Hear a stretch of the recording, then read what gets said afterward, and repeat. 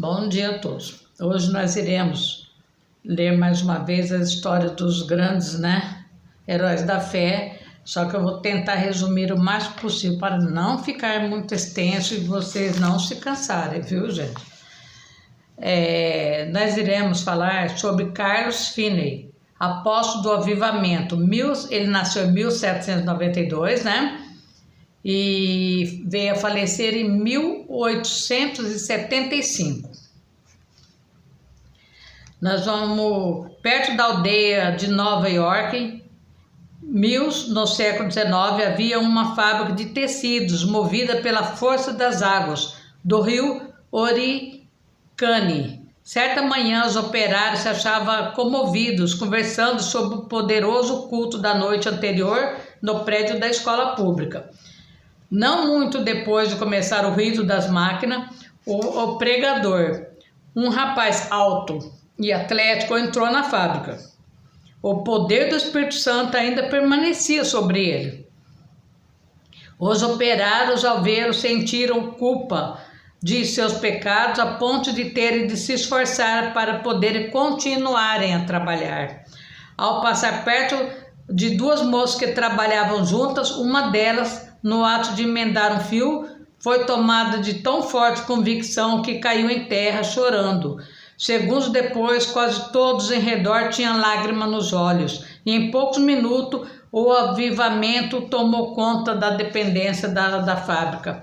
O diretor, vendo que os operários não podiam trabalhar, achou que seria melhor cuidasse da salvação da alma e mandou que parasse as máquinas. A comporta das águas foi fechada e os operários se juntaram em um salão do edifício. Se fosse outra pessoa, eles iam fazer o quê? Ia mandar o moço embora e continuar o trabalho, mas ele achou melhor cuidar da alma primeiro, O Espírito Santo operou com grande poder e dentro de poucos dias quase todos se converteram.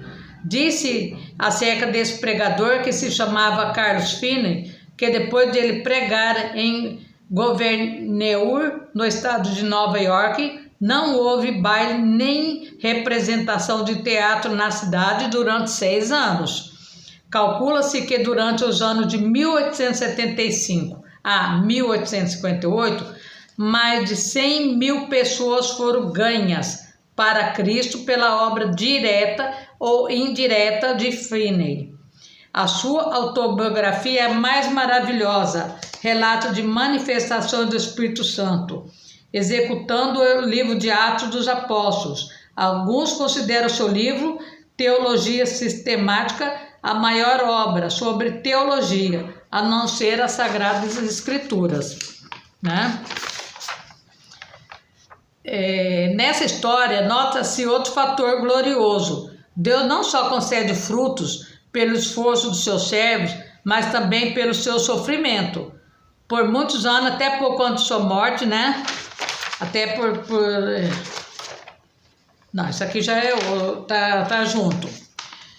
Vamos, emendou com a outra, viu, gente? Desculpa, mas nós vamos começar aqui. Ele nasceu de uma família descrente, se criou em um lugar onde os membros da igreja conheciam apenas a formalidade fria dos cultos. Finney era advogado. Ao encontrar nos seus livros de jurisprudência muitas citações da Bíblia, comprou um exemplar com a intenção de conhecer as Escrituras, O resultado foi que, após a leitura, achou mais e mais interessante nos cultos dos evangélicos. Acerca da sua conversão, ele relata na sua autobiografia o seguinte: ele era um homem culto, estudado, viu, gente?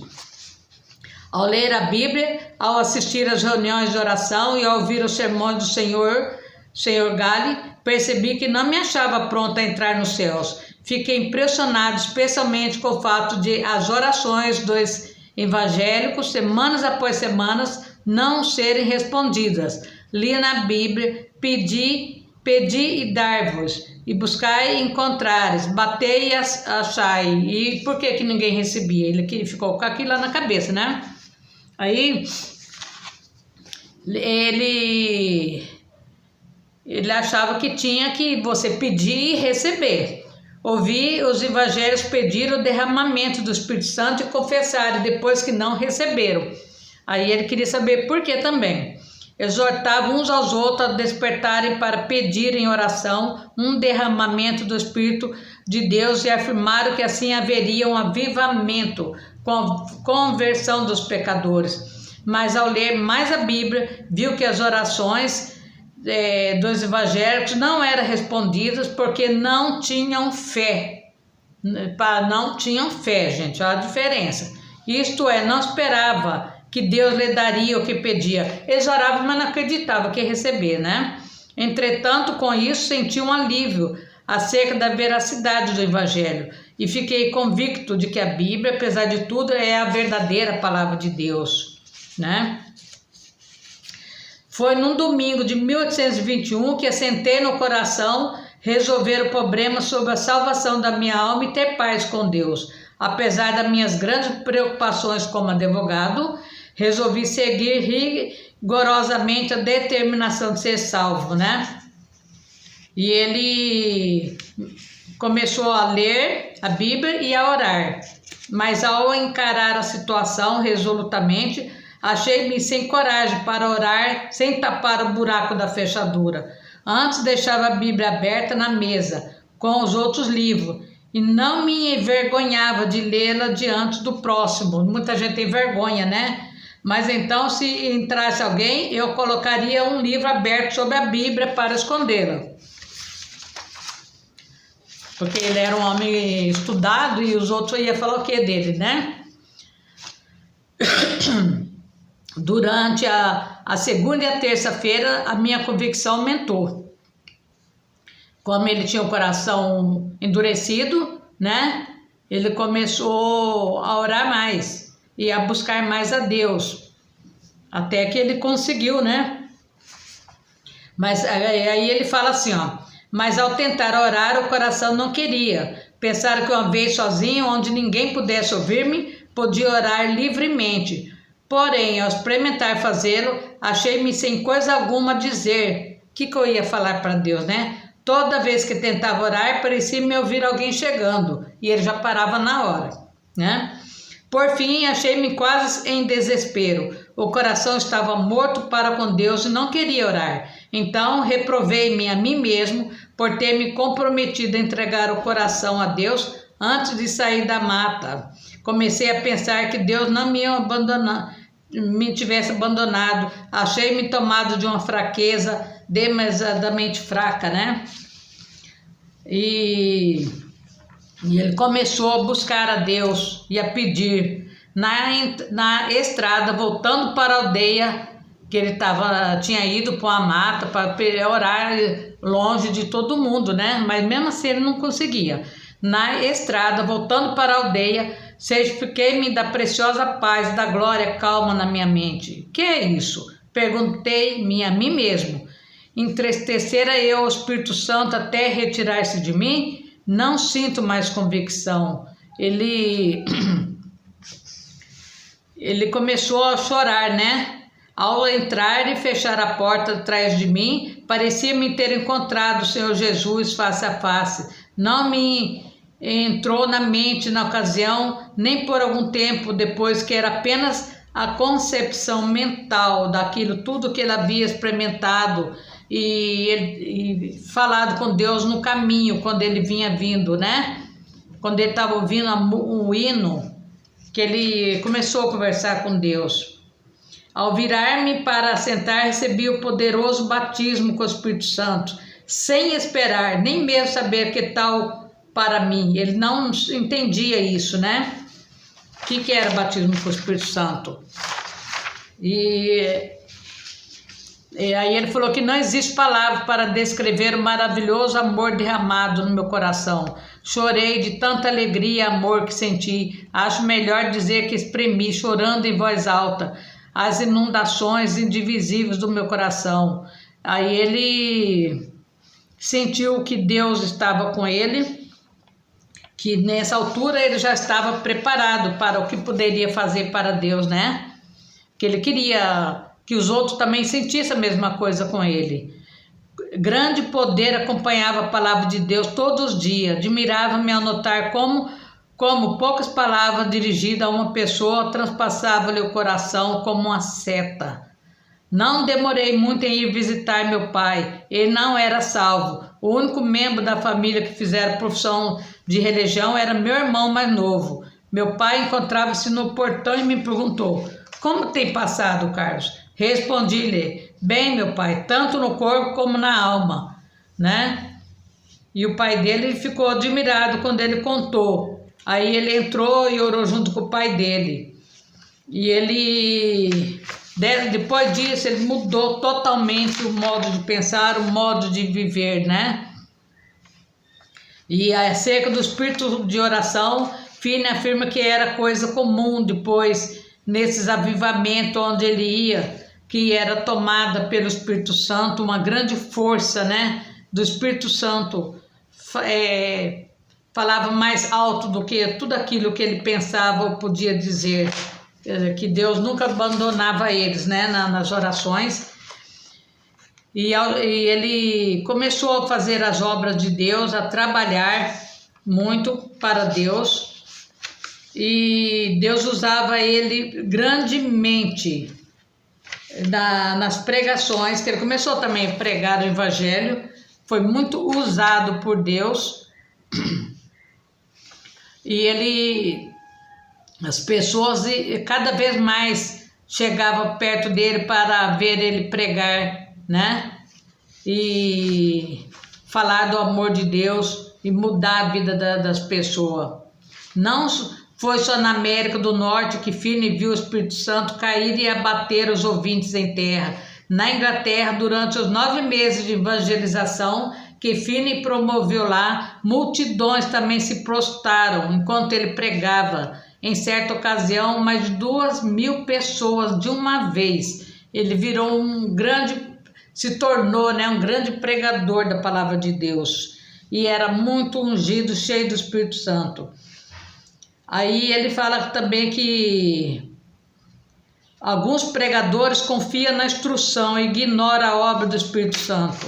Outros, com razão, rejeitam tal ministério, infrutífero e sem graça. Ora a Deus para o Espírito Santo tomar conta e alegra-se no grande progresso da sua obra. Mas ainda outros, como Finney, dedicam-se a buscar o poder do Espírito Santo, sem desprezar a arma da instrução, e vem resultados incrivelmente. Ele usava a instrução que ele tinha e usava o poder do Espírito Santo, né? Durante os anos de 1851 a 1866, Finney foi diretor do colégio, né?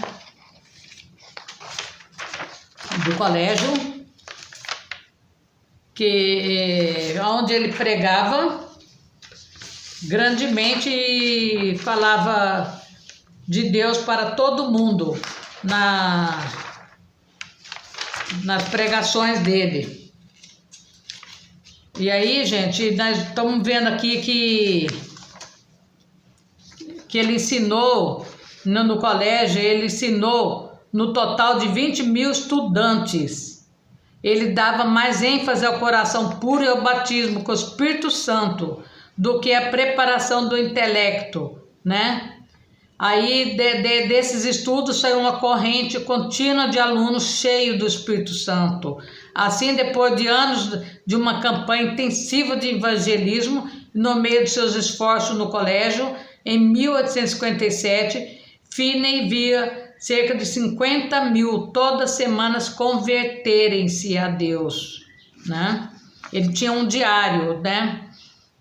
Que ele também escrevia todas as coisas que ele fazia, e os jornais também de Nova York sempre publicavam o avivamento das igrejas dele, né?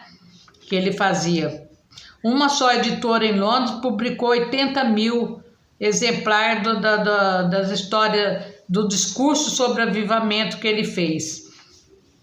Os convertidos nos cultos de Finney eram pela graça,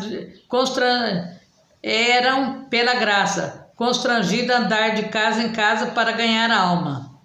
Ele ia de casa em casa, ele não tinha vergonha, né? E de pregar, de falar de Deus para ninguém. e ele pregava para multidões. Ele levou multidões a Deus. Então, a história dele é uma história muito assim de vida, né? De avivamento. Ele teve também, foi nesse dia, depois de sentir-se chamado para ser missionário, que passou 2 meses hospedado na casa, no famoso orfanato, né?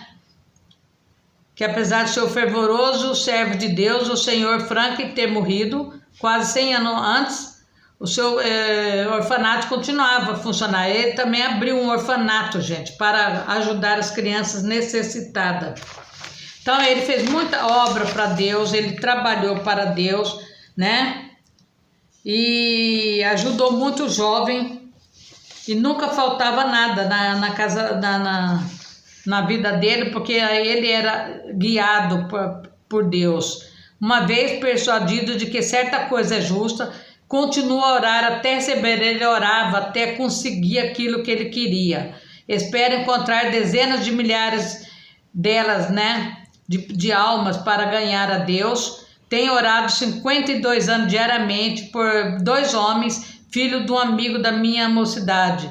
Não são ainda convertidos, porém espero que eu venha a ser. Como pode ser de outra forma? Há promessas inabaláveis, ele nunca descansava, né? Nunca descansava de orar e pedir para aqueles que necessitavam, e ele sempre colocava Deus na frente, e ele orava até conseguir o seu objetivo, gente. Olha, ele era persistente. Enquanto Deus não ouvia a oração dele, ele não sossegava. Então ele foi uma pessoa muito abençoada por Deus. Ele era o apóstolo do avivamento, né? Que ao morrer deixou grande legado, né? Ele vivia pela providência de Deus no orfanato que ele criou, nunca deixou faltar nada lá para nenhum das crianças, não faltava comida, não faltava nada, porque Deus sempre supriu as suas necessidades mais básicas. Então eu resumi um pouco e falei mais da fé dele, porque senão vai ficar muito extenso, né? Então nós podemos ver que ele fez muita coisa na vida dele, né? Ajudou muitas jovens, muitas crianças, era muito cheio do Espírito Santo, tá? Então nós vamos agora agradecer e orar e aprender com eles, né? Como que a pessoa consegue as coisas através de oração, de determinação, de fé, né? De uma vida voltada para Deus, que Deus pode fazer a diferença e mudar, né? A nossa história. Então vamos clamar a Deus. Senhor Deus Todo-Poderoso, agradeço por mais um dia de vida, agradeço por tudo que o Senhor tem feito por nós, Senhor. Coloco-me, Senhor, na brecha da intercessão nesse momento para pedir, Senhor amado, para o Senhor abençoar o nosso país, abençoe todos que estão nesse momento, Senhor, junto comigo, ouvindo e clamando, Senhor, por dias melhores na vida deles, Senhor. Que o Senhor enche com o Espírito Santo de Deus, que o Senhor faça um grande mover nesse país, nos 3 poderes, que o Senhor vai levantando, Senhor amado, pessoas cheias do Espírito Santo para fazer a diferença no nosso meio, Senhor, no nome de Jesus e no poder de Deus. Amém, amém, muito obrigado e até a próxima, se Deus quiser. Fique com Deus, tá? Confia que Deus é maior. Se Deus levantou grandes missionários, Deus levantou pessoas avivadas, Deus levantou pessoas que não eram tementes a Deus, que não tinham medo de sofrer por Deus, de fazer a diferença. Deus pode fazer a mesma coisa para nós também, viu, gente? Tá? A receita deles era o quê? Era orar, crer, ter fé, ler a Bíblia e buscar o avivamento, né? Isso é que faz a diferença na vida de uma pessoa que quer seguir a Deus de verdade, tá? Obrigada e até a próxima, se Deus quiser.